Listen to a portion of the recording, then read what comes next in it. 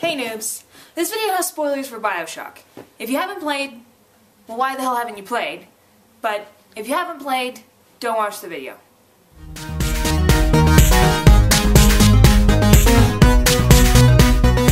What's up, couch creatures? Today I wanted to talk about an older game. Bioshock. You may have heard of it.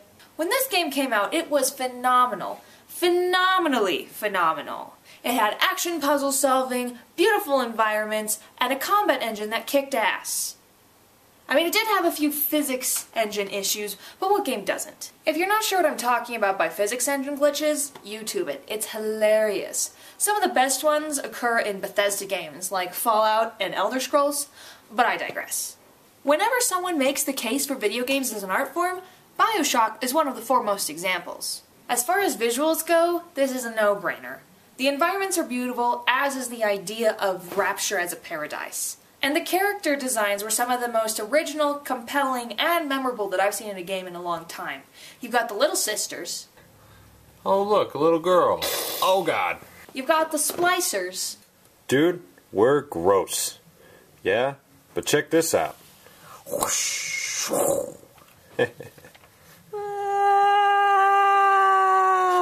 And you've got the big daddies.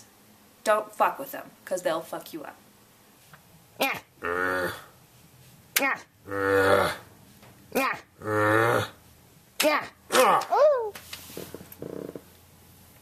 then the plot for the game was just one giant sob story. If a tragedy doesn't make for great literature, then you need to go slap William Shakespeare in the face. But seriously, no one in this game comes out a winner. Andrew Ryan, the creator of Rapture, is vilified by his people as his utopia crumbles. You've got Fontaine, who's been consumed by his greed, that douchebag. You've got Tenenbaum, consumed by the guilt that she has for torturing innocent little girls.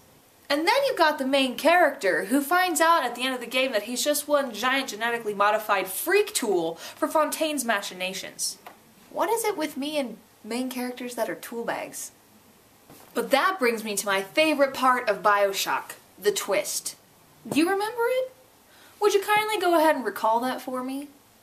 You remember, about 3/4 of the way through the game, we've been rescued by Tenenbaum, who tells us that our friendly friend, the man with the soft Irish accent, Atlas, is actually Fontaine. That douche! And then, to make matters worse, it turns out we've been brainwashed by Fontaine to do whatever he says after he says the words, "Would you kindly?" Mega douche! Yeah, so? You might be saying. But think about it. When it comes to video games, you pretty much have to do whatever your objectives tell you to do. You can't go fishing, or go find Fontaine and punch him in the face, or put on a tutu and go and try and engage a Big Daddy in an arm wrestling competition.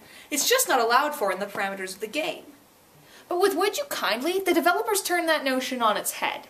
You have to do whatever Fontaine says because you've been brainwashed, not just because it's in your objectives. You think you're doing it because you want to, or as the gamer we think we're doing it because the objectives tell us to. But in reality we have to do it because we've been brainwashed. Do you think that's maybe some sort of commentary on people who play video games and how we've been brainwashed?